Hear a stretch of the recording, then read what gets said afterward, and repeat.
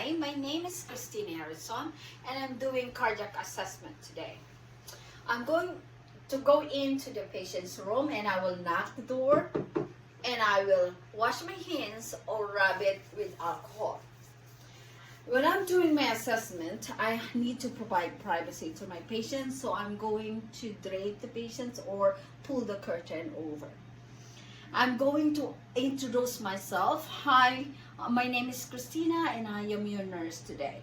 And I'm going to ask the patients what is his name and to state his birthday while checking the name tag. Can you please state your name and your date of birth? Last name's Harrison, Joel, 10/6/73. Thank you. How are you today, Mr. Harrison? Terrible. What makes it terrible for you today? I have weights on my chest, I feel. Are you saying you have a chest pain? Yeah. Can you rate your pain right now in a scale of 1 to 10, where 1 is the least painful and 10 is the most painful? Maybe like 7. 7. May I ask you, what are you doing prior to having a chest pain? Just walking and my regular day stuff. When you're walking and you're in activity, how would you rate your pain? 7. And when you're resting, how would you rate your pain? Pretty much the same, maybe a little less, 6. Mr. Harrison, can you describe to me what kind of pain you're having right now?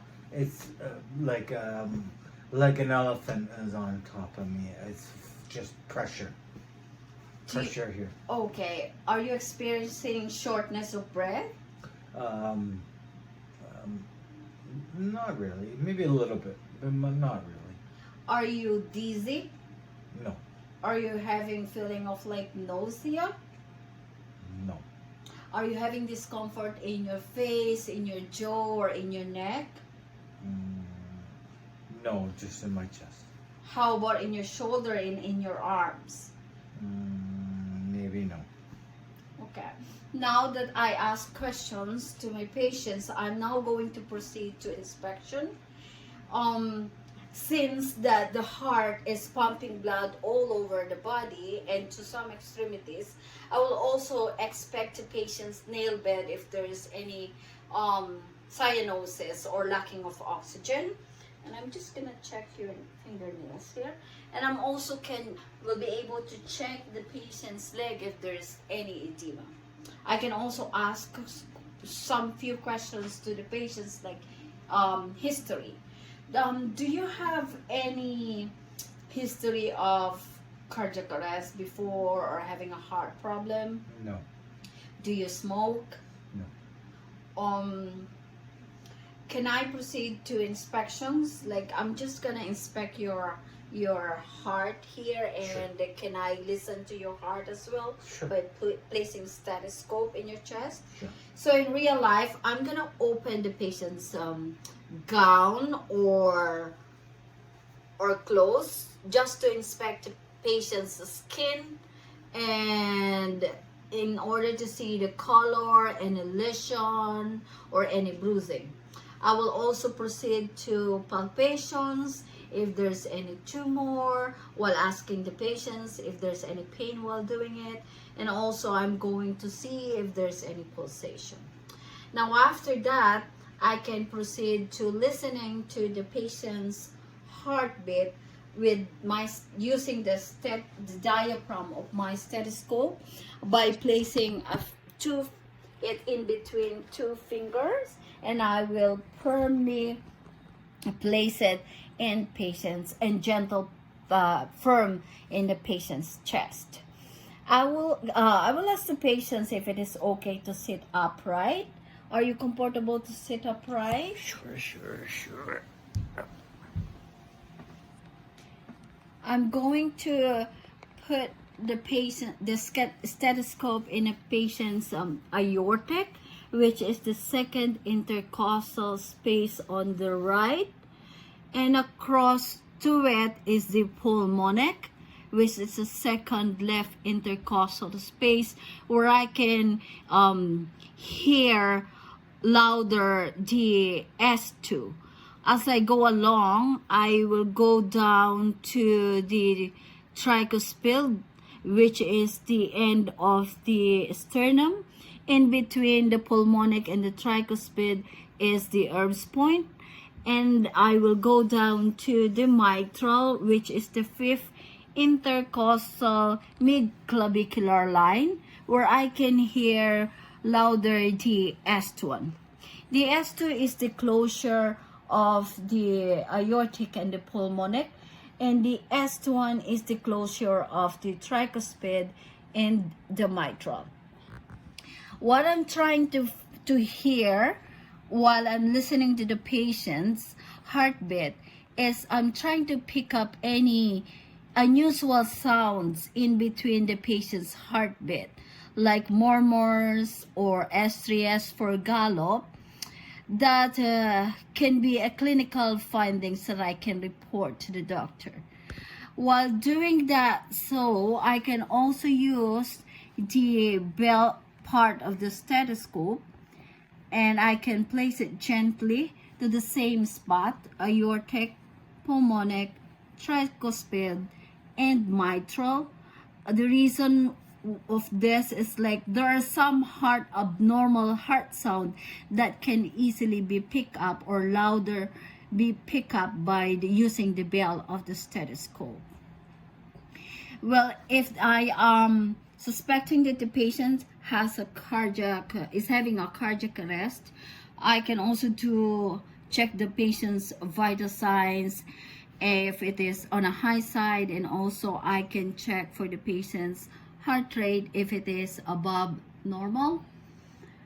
And in this case, the patient is alert and conscious, but with a suspicion of having a heart attack, I can call a rapid response, so the team can do an ECG as an additional data to the patients. The most important key is the skills to know where to listen in the thorax in order to hear the valve sounds, like the aortic, pulmonic, tricuspid, and the mitral or the apex of the heart. The purpose of auscultation of the heart is to characterize the heartbeat to determine whether the heart is beating properly or if it has a normal rhythm. In healthy adults, the heart makes two sounds. The normal one that describe us like lub dub, lub dub. The third and fourth sounds may be heard in some healthy people, but it can indicate impairment of the heart functions. The S1 and the S2 closure of the valve are high pitch, and the S3 and the S4 are low pitch. Sometimes we hear the abnormal heart sounds like the murmur. It sounds like the whooshing or blowing sound that occur during the heartbeat. This may occur during the adult is in physical activities or in the presence of fever. There are two types of murmur that can be heard. Like if the valve doesn't close tightly and some blood leaks backward, this is what we call regurgitation. And another one is if the valve has become too narrow or become stiff, this is known as stenosis. So regurgitation and stenosis can both cause a murmur sound.